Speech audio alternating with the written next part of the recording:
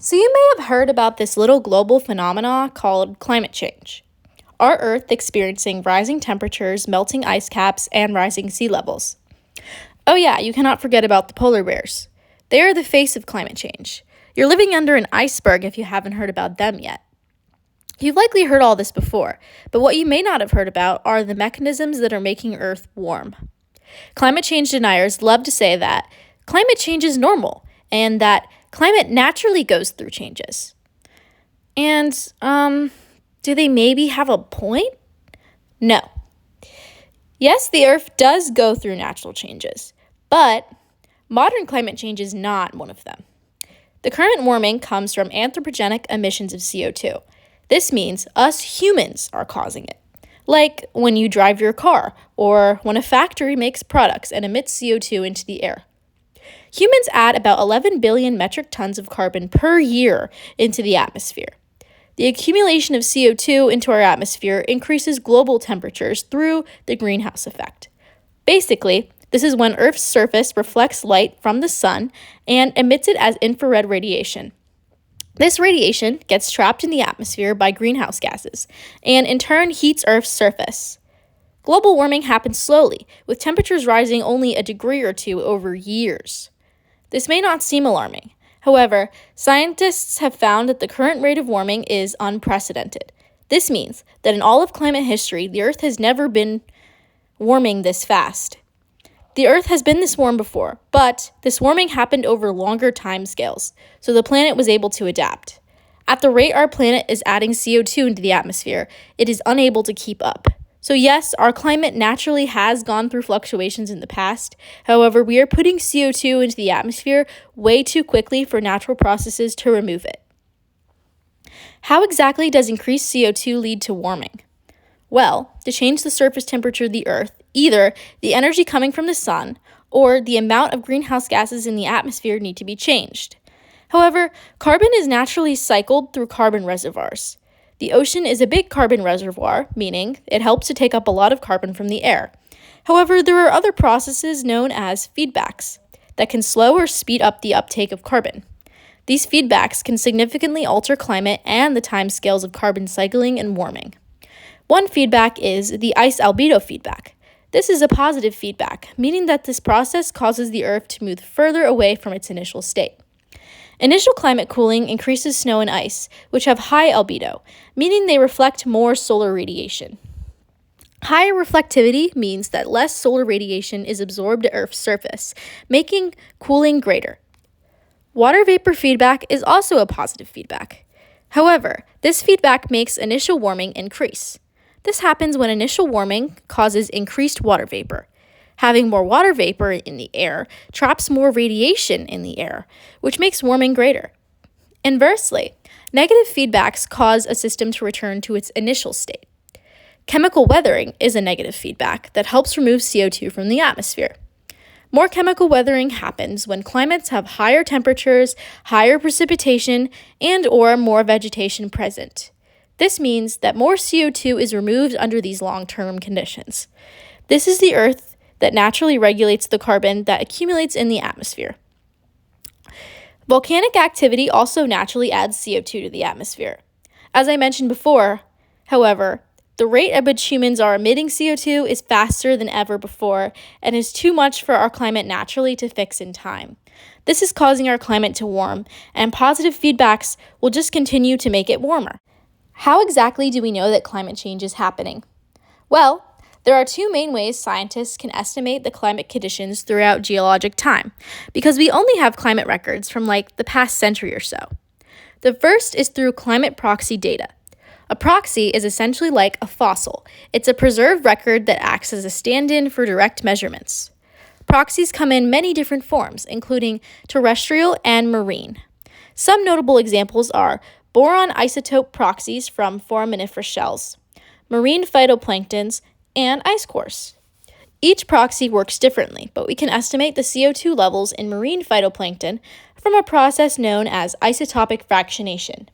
Essentially, you can determine how much carbon was in the seawater from the ratio of carbon-12 to carbon-13 isotopes present in the biomolecules of the marine phytoplankton. The more carbon that was in the ocean at the time, the lower the ratio of carbon-12 to carbon-13 isotopes. As for the foraminiferous shells, you can tell the CO2 levels from the past from the boron that is incorporated into the shells. Boron is sensitive to acidity changes, so it can tell you the pH of the seawater, which is influenced by the amount of CO2 in the atmosphere at the time. Ice core proxies can estimate the temperature of past climates by measuring the carbon dioxide and methane content of the air bubbles trapped in the ice. There are many more kinds of proxies as well that can tell us different things about the past climate. The other way scientists estimate past climate conditions is through climate models. Climate models are computerized projections of climate conditions, formulated based on mathematical equations. One example of a model is the geocarb model, and it shows a trend line of CO2 levels changing throughout the past millions of years. Through using climate proxies and models, scientists have found evidence that climate change is happening. Some climate scientists have been working to create better reconstructions of CO2 concentrations over multi-million year timescales. Foster et al. Found that there are no apparent geological precedent for our current rate in CO2 accumulation and climate warming for at least the last 420 million years. Even though they found that the highest parts per million of CO2 were during the Devonian, which was about 400 million years ago, and the Triassic, which is about 220 to 200 million years ago, these levels were reached much more slowly than our current parts per million. So, the climate was able to recover in time. Other climate scientists were studying past climates to try to predict how our climate will respond to increased CO2 over the future. Tierney et al. Studied an event called the Paleocene-Eocene Thermal Maximum, or the PETM, to understand how sensitive our modern climate is to doubling of the CO2 in our atmosphere. Using data from the PETM, they found that the climate was much more sensitive when CO2 and greenhouse gas emissions increase. So, our modern climate will warm further as our emissions increase. There are many more studies within so many more scientific journals that provide evidence to climate change and CO2's influence of temperature. If you're curious, you can read more in your school or university library. It's a great place to start. They often provide access to sources and articles for free, or you can ask for them. The evidence is out there. Other sources like NASA and the International Panel on Climate Change, the IPCC, are great resources for evidence as well, as they directly work with climate scientists to keep updated records and research.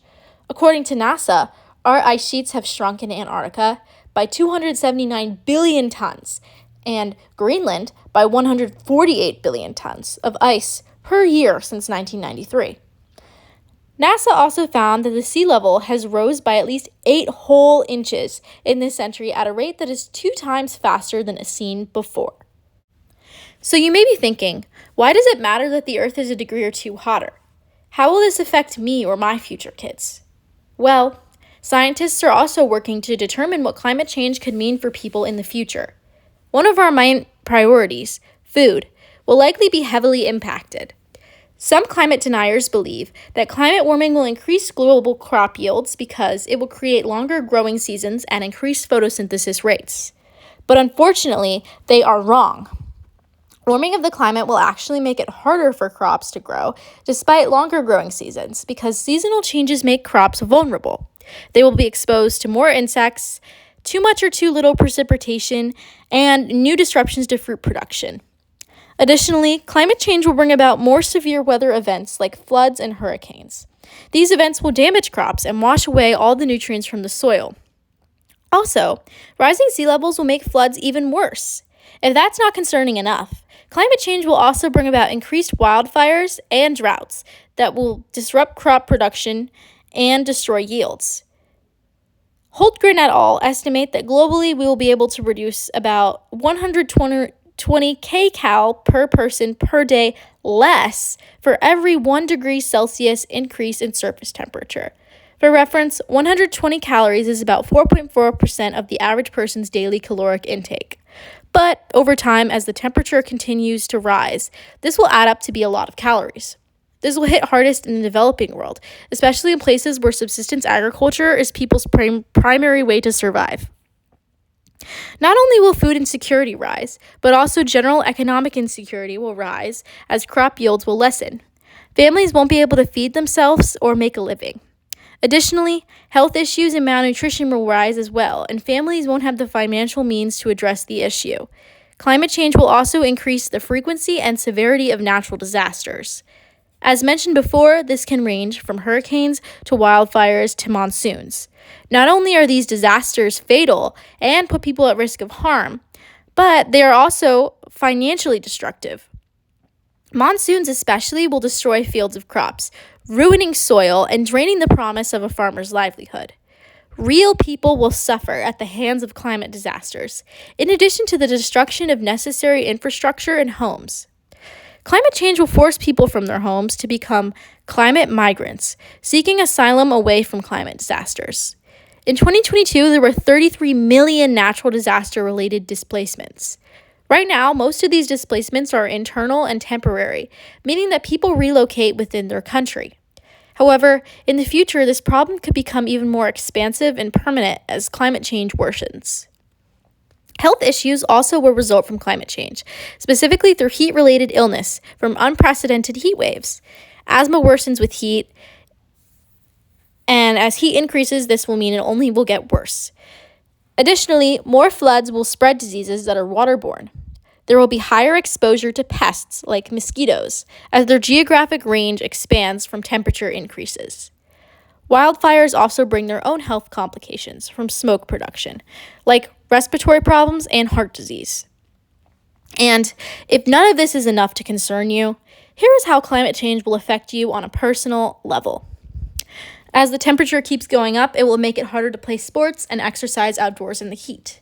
It will make working any outdoor job harder. Food insecurity will increase the price of food. Having to fund more disaster relief, actually, everything is going to get more expensive. Certain things will not be able to grow or be as abundant, like chocolate or avocados. Climate change will destroy habitats of animals, meaning you won't be able to coexist with polar bears or see them for fun, as they will go extinct. Humans will suffer from hurricanes or disasters, and you could be forced to relocate temporarily or even permanently. Disasters could destroy your home. You're more likely to get sick. But there is hope. If more people like you watch this video and learn about climate change, you can advocate to try to stop it. Then we can have a long, healthy, and happy future for us and for the planet.